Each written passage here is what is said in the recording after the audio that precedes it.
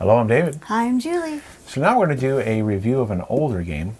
Now in today's gaming world, with people always having the cult of the new, even a game that's 5 years old seems like it's a vintage game. Right.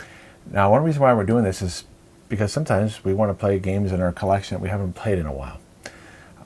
And we do like games based on movies. Mm-hmm. So this is Planet of the Apes by IDW Games. It's a cooperative adventure game. And it is 1 to 4 players, so you can play solo. 90 to 120 minutes, that's about accurate. Now, ages 14 and up, you could play with younger people on this, but they did that for regulation purposes because of the plastics in it. And this is the edition that comes with plastic pieces that, instead of using some standees. So let's take a look at what we're going to do. I'm not going to do a full, complete how to play. And one of the reasons why I picked this game, because it's on sale. You can get it quite cheap right now. I think they're just getting rid of their inventory. Oh, that's good. All right. So what you have here is the board is based on the movie. It follows a sequence from when they land on the planet, and then they go through the Forbidden Zone. They take a swim. They're hunted and then captured, and then Taylor escapes, and then eventually gets to the dig site. And then the very end here. So spoilers, you should. Now here are the standees you normally get, and they're quite colorful. Yeah. I mean, they're nice and thick and chunky. I admit I kind of like them better. I can at least see who they are. Right, and then here's the limited edition. I don't know if the copies on sale right now come with the Statue of Liberty standee. Here's Taylor. And so unlike other cooperative games, we're playing 4 personalities of Colonel Taylor. And here's a monkey miniature. And here is the ship that keeps track what scene you're on. So you have 4 personalities that you're playing. And you don't have to play with all 4, but you should play with at least 2, even if you're playing solo. So here's Defiant Taylor. And you'll see he has a skill always in effect. He'll be able to spin cards when he's completing sets. It takes 1 less fewer card. So it allows you to save cards. And then if you use a skill token, and you start with so many skill tokens and you can acquire more in the game, it says here that you can spend 1 skill token when any character fails an encounter to prevent a failure penalty. And I'll go over that in a moment. Here is, and you can pause this, this is Cynical Taylor. And you'll see the fate track. You can ignore icons on the fate track, which is right here. Because when Taylor's moving down, in order to win a scene, you got to get down to 0 before the monkey gets down to 0. If the monkey gets down to 0 before Taylor, the game ends. And if the Statue of Liberty moves down in between scenes, it gets down to 0, you lose the game. So I'll go over how this track works in a moment. So Cynical Taylor allows you to avoid negative icons on the track, or there's no positive icons on there. They're all negative. And then here is you have 4 actions instead of 3 when you're Commander Taylor. And then here is Clever Taylor. You have 1 extra reroll on 1 die every time you attempt an encounter. And right here is where you keep track of your health. You can take 5 damage before a personality of Taylor is defeated. And depending on the number of characters you're playing, if you're playing with all 4, you lose a game if all 4 Taylors are defeated. Or if you're playing in a 2-player game, I mean not 2-player, but if you're only playing with 2 personalities, you're defeated if 2 of those personalities are defeated. So that's why it's good to play with all 4. But it does make for a longer game. So here, you heard Julie say that, yes, it is a long game. So you have action cards. And these action cards they have suits. So you have the Taylor suit, you have Cornelius and Zira, you have Dr. Zaius, you have Dodge and Landon. So Dodge and Landon are only in the game based on their cards. You have Nova, and I think that's, and then you have Gorillas. Okay, and you can spend these cards to modify encounters. So you'll see, for instance, this will allow you to add a white die to an encounter. So I'm going to go over that in a minute. This will give you some more context. So this is a Yahtzee variant here. In order to complete encounters, you're going to have to roll certain dice and get certain values on the dice to complete the encounter. So that one gives you a white die. You can use this one, for instance, to roll, add a red die to your roll, or to re-roll any die. This adds a gray die. They're not always the same. A re-roll a white die. And so these are sets because when it is your turn, you can take a free action to, for instance, if you get rid of a set of cards, so in this case it's showing 3 tailors, but it doesn't have to be, it could be 3 novas, you get to add a red die. Or if you want to learn, you can get rid of 3 matching action cards to get a skill token. And then adapt, you can get rid of 4 cards to get a special card, and I'll go over that in a moment. So here are the actions you can do. You get 3 actions on a turn. You can draw an action card, or you can reset the action card. So let's say you don't like what's being shown right here, and you're looking for a particular card. You can reset it. That means you discard it for 1 action. You get 2 new cards, and then maybe it will be something that you want. You could also draw from the top if you want to kind of gamble, so to speak, on the card you need. The other actions, wrong camera there. You can contemplate, give 1 action card to another character, especially if someone's going for a set. Minor healing, get rid of 2 of a kind to heal 1 damage, get rid of 4 of a kind to heal 3 damage, and then allies, play a total of 4 Nova, Eleanor, Zira, and Cornelius cards in any combination to move the ape standing back 1 space. Now, why do you want to do that again? Is because I'm going to show you now that when a scene starts, it's going to tell you where the ape starts, usually on 7 or 8, and Taylor will be back here. And as if the ape gets down to 0, you lose the game. And so you may want to spend cards to move the ape back. And if Taylor, for instance, when you complete things, you'll be moving on this track. So even if we complete an encounter, we move on to the 10, the monkey moves 1. If Taylor were to land here, that particular character will take 1 damage. Here, the 8 moves 1 and the Statue of Liberty moves 1. Remember, you lose a game if it ever gets down to 0. And there's just different, and then the blank ones you want to land on to avoid negative things. So let's take a look at some of the scenes. Some scenes only have 1 card. So it's usually kind of, you can rest and make some choices to get more action cards or to heal.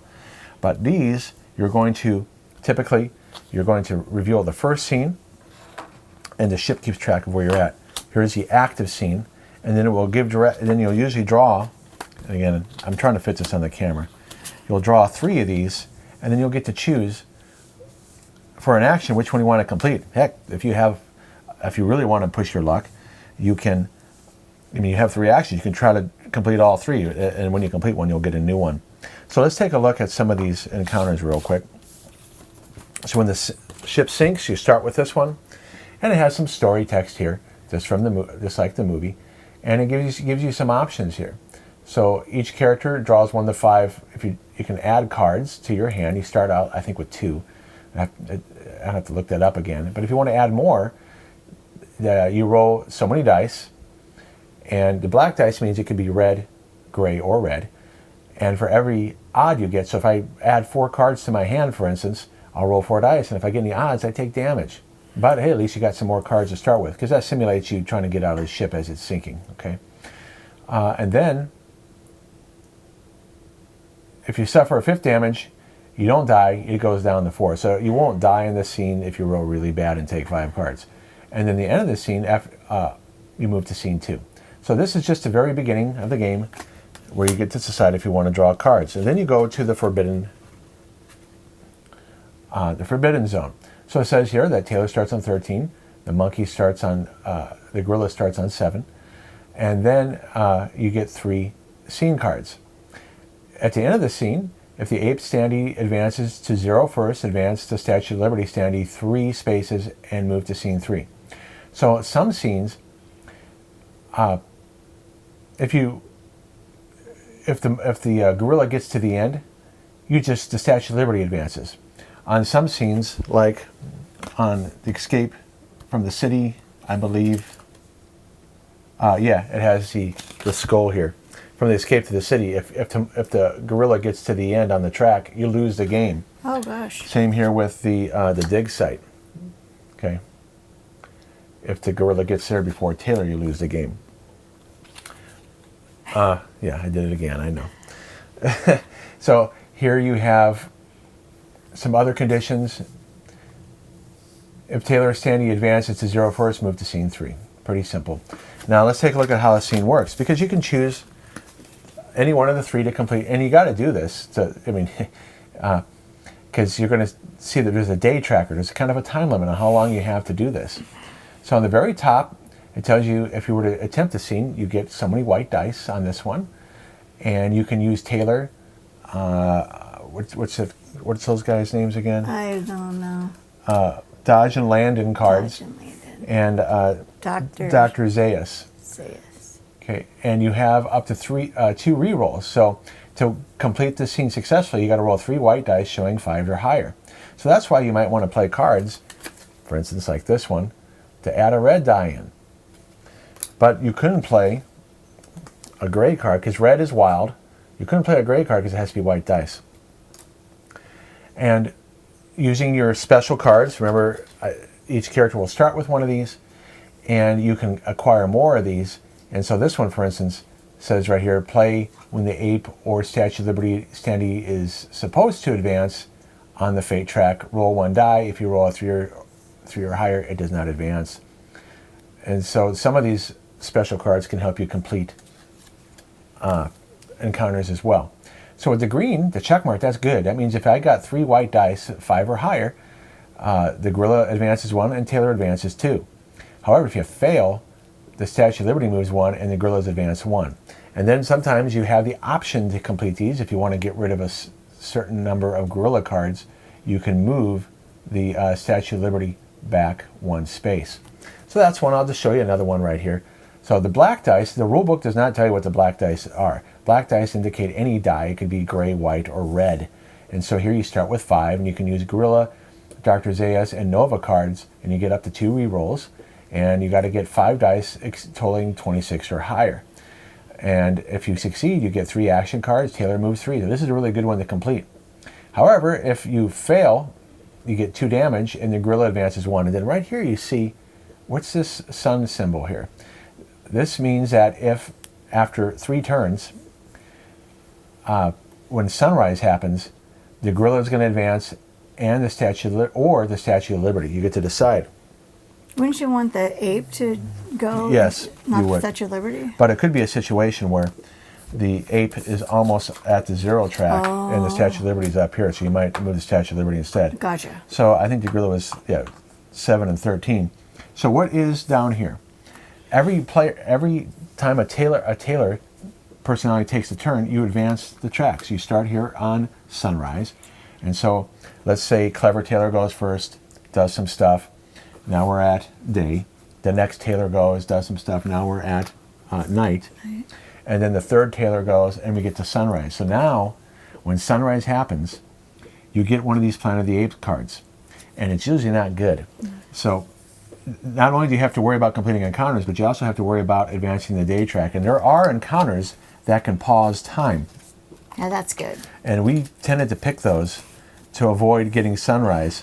I think we only got sunrise like 2 or 3 times the Not last very time we often, played. yeah. Because we did a good job of completing these encounters. So this encounter here does not advance the day tracker. That's what that X means. Okay. But if you had the red one, the X, does that mean the day tracker then would move? You would still advance because if you failed. Okay. Gotcha. So that's why you have a Taylor here that can avoid penalties. Anyway, so let's take a look at what these cards do. And they're not all nice. Okay, so like this one right here, I'm just doing a random one here. Okay, nowhere to run. So when sunrise happens, this is before the next Taylor, this is at the beginning of the next Taylor's turn. Each character suffers 2 damage or advance the ape and Statue of Liberty standee combined total of 3 spaces. Gosh. Okay. Never give up. Sometimes you can get something good. This day, characters may discard 1 Taylor action card on encounters to raise or lower a die's value by 1. So sometimes there's bad things and good things. I'll just show you another one here. Running out of time, advance the ape standee 2 spaces and advance the Statue of Liberty standee 1 space. Armed apes suffer 1 damage per character or advance the ape and Statue of Liberty standee 1 space each. So this is why we avoid drawing these cards and try to complete encounters that slow down the tracker. So if you manage to complete all these scenes, and you usually have to complete, you have to complete so many encounters to get Taylor down to 0 first before the ape gets down there. Then you get to here, and I don't want to show this because these are surprises. There are 3 different endings, and it goes pretty quick. It's just basically one determination, but this is when Taylor discovers where he really is. And it does follow the movie very, it's a love letter to the movie, but now we're going to get to a review because you'll see in a review if that's a problem or not, that it's so faithful to the movie. So if you do want us to do a playthrough and a more in-depth how to play, and that was covered pretty much everything there. I just didn't go over in the same detail I normally do. We'll be happy to do that if we get enough responses. So let's take a look at our review here. So Julie goes first as usual. Go first. She gives her positive, negatives, and neutrals. Yep. Here we go. All right. Well, you know me. I love the dice. That made my day. You like dice games. Yeah. And the second thing that made my day is that it's cooperative. And it does follow the movie. And yes, I've seen the movie a couple times. I do not know it as well as this man does, but I do have recollections of things here and there. So when he's like, do you remember this? Sometimes I'm like, no, but I kind of remember the character.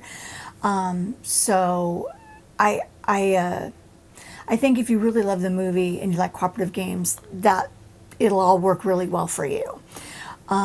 Personally, the gameplay is way too long for me. We had to break this up into 2 days. It's just way too long. Well, we had to relearn it, started it, and then we finished it the next day. Yeah. And again, this is for me. It does tend to have, even though it's cooperative, it has a lot of analysis paralysis and alpha player problems. And well, let me explain why. Yeah. Because when you have 4 characters and they have skills, okay, and then you have special cards that you might want to play to help. When you're trying to complete a task, you're looking at, when you have 3 different tasks to complete, you're going, okay, which one should we do? Should we do this one to avoid the sunrise effect in case we get through all 3 modes there? And then you're looking, all right, well, what sets of cards do we have to help us on that? Because each one you can only use certain cards with it. So you're looking at all 4 characters, what cards you have, what special skills you have. And so that's why it can slow down, because you're trying to optimize your play to avoid, losing the game, basically. And for someone like me, who's more of a, I kind of sit back a little bit and let David take control, which is always good for me. He's kind of like playing solo with a partner on the side. Well, you did come up with good ideas. I did have my moments here and there to come up with good things, but for the most part, I did refer to David a lot of like, okay, do you think I should do this? Do you think I should use this stuff? Which was really great because he was very helpful for that.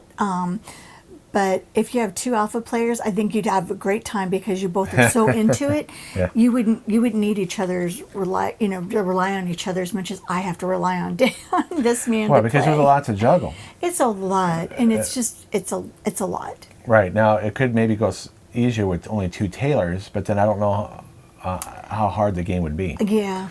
All right, so it's a cooperative, story-driven game, faithful to the movie. It's very faithful. Like I said, it's a love letter.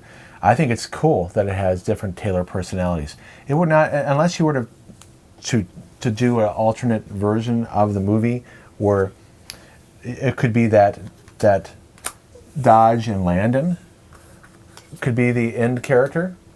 For instance, maybe Taylor is the one who doesn't make it through, and Dodge or Landon makes it through. And then there was a female astronaut. Maybe she doesn't die in hypersleep. Oh. Maybe she survived the hypersleep. So they could have did 4 characters if they really wanted to. I didn't even know there was a girl astronaut. Well, you didn't remember. That's okay.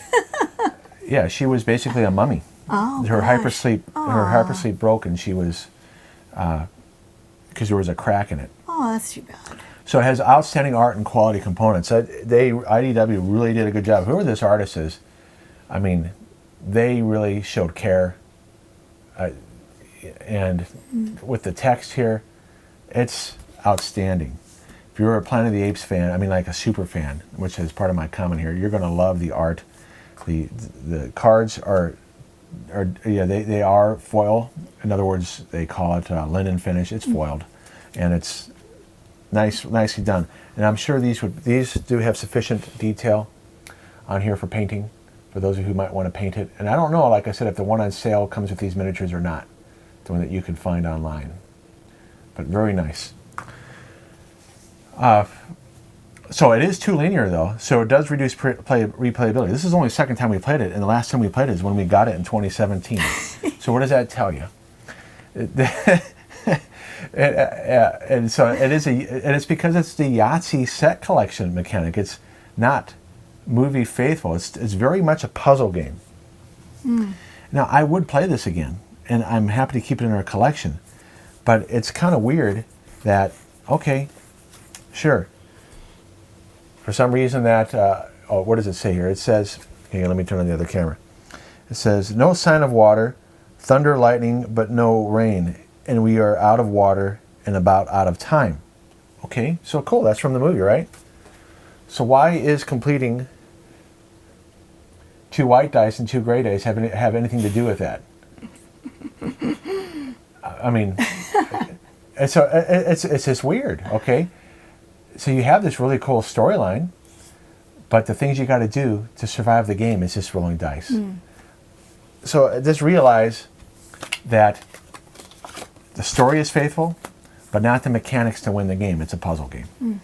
So the game is a negative. The game length is a negative. Julie, you're going to see her rating in a minute here. And for me, because of the analysis paralysis and it's alpha prone, because there is so much going on, Julie will be assisting me and wouldn't be necessarily an equal partner in it because of all that's going on. As Julie said, 2 alpha gamers, they'll probably play it quicker. Oh, yeah. So it has decent rules, but with major flaws. So it's really a shame here. This rule book is really well done. It's laid out well. It's easy to learn. But guess what the major flaw is? Nowhere in here it tells you what black dice are. Oh. So you're playing it and go, what is the black dice? That's it doesn't true. have a chart here. I did ask you that a couple times. So it doesn't tell you here on this cheat sheet what the black dice do.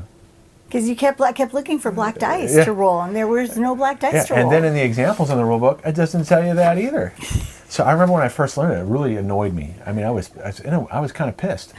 Because I said, what do I do? We're ready to start playing, and this card comes up, or a card like this, and we go, what does this mean? And I'm looking. So waste your time. You got to look on BGG to find out. And then, or just some other things that are just not that could have been clear. You really got to read carefully Taylor's skills and their abilities to know when you can use something only on your turn, and when you can use it on someone else's turn. And then on BGG, there was some disagreement as to whether or not the Taylors can share cards. And so that's not adequately explained. Some people think you can share cards between Taylors, but then if that was the case, why would this one Taylor have to give up an action to share cards? So I don't think, so there's some discrepancy there.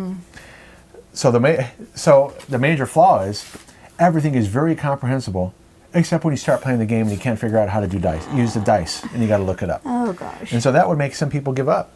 And they'd have to guess. Yeah. So super fans may only enjoy this. So I am a super fan. He is. And I do enjoy it. The movie. For you can. So let's get to our review right now. Yep. Because you're not a super fan. No, I can take this or leave it.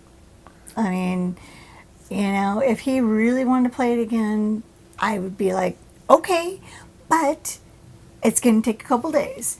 And I have to admit that my most favorite part of doing this is rolling the dice. I'm not going to lie. I just like rolling the dice. But the dice have nothing to do with the movie. The dice have nothing to do with the movie, but I love dice, and I love rolling dice. And I also get the ape guy and the what's his name again? Taylor? Taylor, yeah. I kept always getting them confused. And poor David, I would move the wrong, Oh, that's wrong okay. thing. But it's just, you know, again, like David said, if you really love this movie, you'll probably really enjoy this game. I can take or even leave the movie. I'm not a big Planet of the Apes fan. But even the cards, like I said, it says, okay, why does Cornelius and Zira give a gray die? You know, it's just... I think it's more It's weird. frustrating for you because you are such a big fan. For me, it doesn't really bother me. I don't really care. Right. But because of the length and the analysis paralysis aspect of that, how much you got to juggle, that's why it's a take it or leave it for you. Yeah. So it's a mixed bag. And a 6 for you, though. Right, because we're going to keep it in the collection. I do enjoy the puzzle part of it, even though it frustrates me that it has really nothing to do with the movie. You're just doing things with dice. It's like, okay, I gotta get 15 or more, or 15 or less on this card. Yeah. Okay, why? Just because. Just because. Or why does Nova give you a die here? Okay. I don't even know who Nova is. Nova, So. Nova is the girl that he travels with. I thought she died. No, she's in the sequel too. Okay. That's her right there. Oh. Okay. Now, I guess that's not as bad that the cards give you dice because they assist you. Yeah. Okay, Cornelius and Zero may assist That's you. helpful. But then why does a gorilla card give you a die? Because he's feeling generous. Now, I don't know. If this was a deck building game, right? Yeah. Then these are probably, if you really wanted to change this to a deck building game, Yeah. the gorilla should be negative cards that you don't want in your deck and you got to get rid of them. Oh. You see? So they could have did that instead, where you're doing deck building to try to get through these scenes. Sure. And maybe Legendary will do one upper deck. But I mean, the track has really cool idea with the tensions going through and completing encounters. That's cool. What's not cool is the Yahtzee dice and sets of cards that really don't have much to do with it. Yeah. Well, there you go. Well, something for you to think about. And again, if we have enough replies, I'll probably do it solo because Julie, I don't think we'll want to do this on camera. It would be too long for. But I'd do a solo one of this if you want. It'd actually probably go much faster with David Yeah. doing it by himself, to be completely honest. Right. Yeah. So just let us know in comments if you want to see that. Thanks so much for watching, you guys, and we'll see you next time. All right, bye-bye. Bye.